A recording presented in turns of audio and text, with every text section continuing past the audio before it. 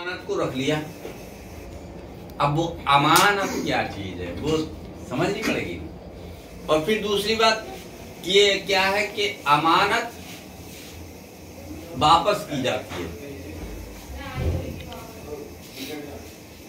जैसे कि मैंने कोई चीज आपके पास रखी और कई सालों के बाद आया, कहा भैया मेरी अमानत मुझे दे दे। तो अगर मेरी अमानत को आपने जरा सा भी नुकसान पहुंचाया तो मेरा दिल दुखी होगा। यार मेरा दोस्त ऐसा है कि मेरी अमानत को खराब कर दिया इसने,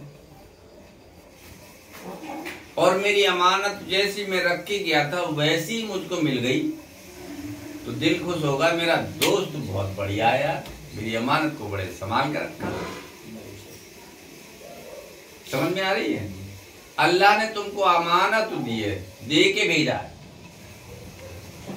अब उस अमानत को आप खराब करेंगे तो वहां सजा मिलेगी।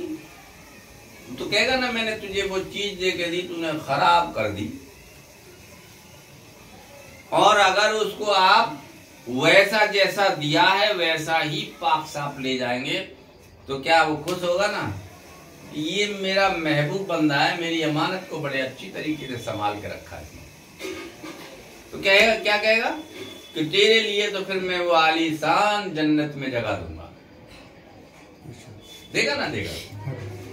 ये तो जब हम दुनिया में ऐसा कर रहे हैं कि भाई हम अमानत रखे अपने दोस्त के पास और उसने ख्याल नहीं किया, खराब कर डाली, तो हमारा दिल दुखी हो रहा है।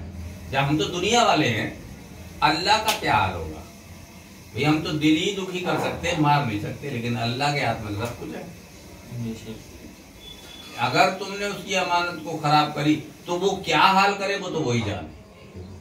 और अच्छा ले गए तो फिर वो तुमको अच्छी जगह देगा। तो जब हमारे कुरान समझ में आएगा, जब हम उसका तर्जुमा पढ़ेंगे, है ना? लेकिन ये जो चीजें मैंने सुनाई हैं पूरी तर्जुमे में नहीं है। हाँ इतनी है कि अल्लाह ने अमानत पेश फरमाई आसमान और जमीनों पर, और उन्होंने उठाने से इनकार कर दिया और आदमी ने उसको उठा लिया। वो बड़ा अपनी जानों को मशक्कत में डालने वाला बड़ा नादान है, ये उसमें लिखा है। अपनी जानों को मशक्कत में डालने वाला बड़ा नादान है, ये उसका मायना। लेकिन क्या है ये जो बुजुर्गों ने जो दिया उसका असल माना वो मैंने आपको बताया। माना तो उसमें भी वही है, वैसा ही है, लेकिन ये उससे अलग है कि ये फिर हमारे ऊपर आ गया कि भाई वो अमानत जो उन्होंने सही बताया कि अमानत जो हमें वापस तो देनी पड़ेगी। अब उसमें ये बताया नहीं गया कि देनी पड़ेगी, लेकिन अमानत वापस देनी पड़ेगी। तो वही है कि इंसान को कुरान अगर वो समझ में आ जाए और वो पढ़े तो बस उसके सब और हक है, हक मानते हैं और हक है। पर ये मुसलमानों ने भी उसको अलग अलग तरीके से समझा है। कुरान को उसमें आयत तो वही है जो अल्लाह के यहाँ से आई, लेकिन उसके मायने जो उसके किए गए हम लोगों ने अलग अलग तरीके से उसके मायने निकाले। अब जिसने जो मायने निकाला उसको वो सच समझ रहा है, लेकिन हम लोग क्या है, हम अहले सुन्नत वल जमात यानी बुजुर्गों से जुड़े हुए, तो हमको बुजुर्गों के मायने पे जाना पड़ेगा ना जी। जैसे उसमें क़द जाअकुम मिनल्लाहि नूरुन व किताबुम मुबीन, बेशक अल्लाह की तरफ से आया एक नूर और रोशन किताब। उसमें माना दिया है कि नूर से मुराद हुजूर हैं और किताब से मुराद कुरान है। भाई हम भी उसको मानते हैं, लेकिन एक मायना इसका और भी है, बेशक तुम्हारे पास अल्लाह की तरफ से आया एक नूर। अब तुम्हारे पास कहते हैं तो फिर हम सबके पास आता है। उसका दूसरा माना ये हो जाता है, उसमें जो लिखा है वो माना सही है, क्योंकि हुजूर की तरफ मुतवज्जे हो रहा है, हम भी हुजूर की तरफ ले जा रहे हैं, लेकिन हम दूसरे तरीके से ले जा रहे हैं। अब वो क्या कह रहे हैं कि नूर से मुराद आका हुजूर सल्लल्लाहु अलैहि वसल्लम और किताब से मुराद कुरान है। अब हम उसको क्या ले जा रहे हैं कि हुजूर का ही नूर हम सब के अंदर है। उसने कहा ना कि क़द जाअकुम मिनल्लाहि नूरुन व किताबुम मुबीन, बेशक तुम्हारे पास अल्लाह की तरफ से आया एक नूर और रोशन किताब। तो हम सब के पास आया है और रोशन किताब।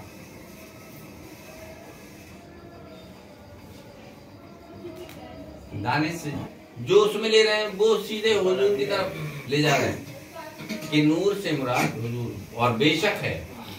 इस चीज को कह रहे बेशक है,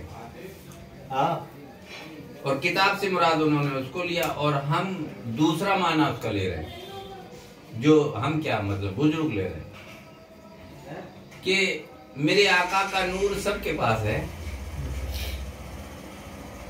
कि अल्लाह की तरफ से आया एक नूर। हाँ, बेशक तुम्हारे पास, उसमें जो लफ्ज है बेशक तुम्हारे पास अल्लाह की तरफ से, क्या तुम्हारे पास तो सबके पास अल्लाह की तरफ से एक नूर, तो फिर वो क्या है नूरे मोहम्मदी हम सब के पास है। और वो रोशन किताब, रोशन किताब से मतलब है कि हमारे अंदर एक किताब, हमारे जो अल्लाह ने सबको दी है। कोई उसको खोल सकता, कोई नहीं खोल सकता। कोई उसको खोल सकता है, कोई नहीं खोल सकता। अब खोलने से मुराद क्या है कि जब तक हम जिक्र इलाही नहीं करेंगे, कल्ब साफ नहीं होगा, वो कुरान खुलेगा ही नहीं। वो कुरान, वो किताब, क्योंकि फिर वो अल्लाह का इनाम उसके अंदर से आएगा। तभी तो उसमें दिया हामीम वल किताबिल मुबीन इन्ना जअलना कुरानन अरबिय्यन लअल्लकुम ताक़िलून। बेशक अरबी में उतारा कि तुम समझो। अब यहाँ सीधे सीधे अल्लाह कह रहा है कि इसलिए उतारा कि तुम समझो। अब इसको समझने के बाद, यानी इतनी समझ पैदा हो जाए कि दूसरी किताब की तरफ हमारा, इतनी हमें रोशनी मिल जाए इसको पढ़ने से कि हम फिर उसका इशारा तो समझें।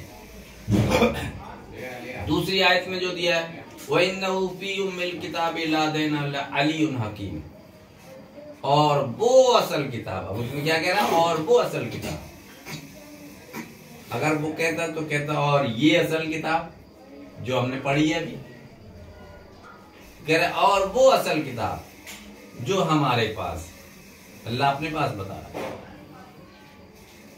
जो हमारे पास बुलंद व हिकमत वाली है। अब उसमें कितनी खूबियां हैं, बुलंद भी है यानी सबसे बड़ी है, और हिकमत वाली, अल्लाह की वो हिकमतें भरी हुई हैं। तो उस किताब के लिए इसमें भी जिक्र है और उसमें भी वही जिक्र है। क़द जाअकुम मिनल्लाहि नूरुन व किताबुम मुबीन, बेशक अल्लाह ने तुम्हारे, बेशक अल्लाह की तरफ से आया एक नूर और रोशन किताब। तो ये चीजें हम लोगों को, भाई कुरान पढ़ेंगे ना, अब हालांकि उसका माना तो हम पढ़ सकते हैं अगर उर्दू पढ़ लिए, और फिर हम उसके मायने को पढ़ रहे हैं, फिर हम किसी बुजुर्ग से मिले तो असल माना मिलता है। असल माना वो तो आलिम ने अपनी तरफ से लिखा है, और फिर आवाम के लिए वो सही भी है, क्योंकि आवाम को वो हुक्म नहीं है, ये आवाम तो वहां तक नहीं पहुंच सकती। पहुंचेगी वो जो उसमें जुड़ जाएगा बुजुर्गों से। तभी कुरान में बयान किया है ना, एक बार दुरूद शरीफ पढ़ो, लजीना आमनू इत्तकुल्लाह वब्तगू इलैहिल वसीलाता वजाहिदू फी सबीलिही लअल्लकुम तुफ्लिहून। ये कुरान का बयान बता रहा हूं। फरमाया, ए ईमान वालो, डरो अल्लाह से और ढूंढो उसकी तरफ वसीला, और मेहनत व कोशिश करो उसकी राह में। किसकी राह में? अल्लाह की राह में। अब ये उसका तर्जुमा लिखा है, मेहनत व कोशिश करो उसकी राह में। तो हम उसको पढ़ के और इसको ये पढ़ लेंगे, लेकिन अब उसको दूसरे मायने से कैसे समझेंगे? या अय्युहल्लज़ीना आमनू इत्तकुल्लाह, ऐ ईमान वालो डरो अल्लाह से। अब क्या हुक्म दे रहा है? ऐ ईमान वालो, ईमान वाले को दे रहा है। पहले ईमान वाले तो बने हैं। कह रहा है, ऐ ईमान वालो डरो अल्लाह से और ढूंढो उसकी तरफ वसीला। वसीला क्या है? कि हमको कोई ऐसा रहबर चाहिए जो हमको अल्लाह का हक रास्ता बताए। वसीला, और ढूंढो उसकी तरफ वसीला, और मेहनत व कोशिश करो। अब क्या कह रहा है? और मेहनत व कोशिश करो। मेहनत यानी जिसको तुमने वसीला बनाया, जिस बुजुर्ग को बनाया, उसने जो वो फरमाए उसका कहना करो, और ढूंढो उसकी तरफ वसीला और मेहनत, यानी उसके हुक्म के ऊपर मेहनत करो, उसकी पैरवी करो जो फरमाए। मेहनत व कोशिश करो। अब कोशिश क्या है? कोशिश क्या है? अगर तुमको तुम्हारे पीर ने वो इल्म दिया और उस पर तुम आमादा हो गए, तो और आगे बढ़ने की कोशिश करो। कोशिश तो फरमाया, मेहनत व कोशिश करो उसकी राह में, अल्लाह की राह में, ताकि तुम फलाह को पहुंचो, तभी तो जन्नत में जाओगे। अब क्या है पीरा मुरीदी का मकसद क्या है? मैं आपको बताऊं, दुनिया में जो मैंने भी देखा, पीरा मुरीदी ये नहीं है कि हम भूत उतारने के लिए पीर बना लें, या हमारे को कोई पीर हमारा भला कर दे इसलिए बना लें, या हमारे कारोबार को बढ़ा दे इसलिए बना लें। ये मतलब कुछ नहीं है पीर का मतलब।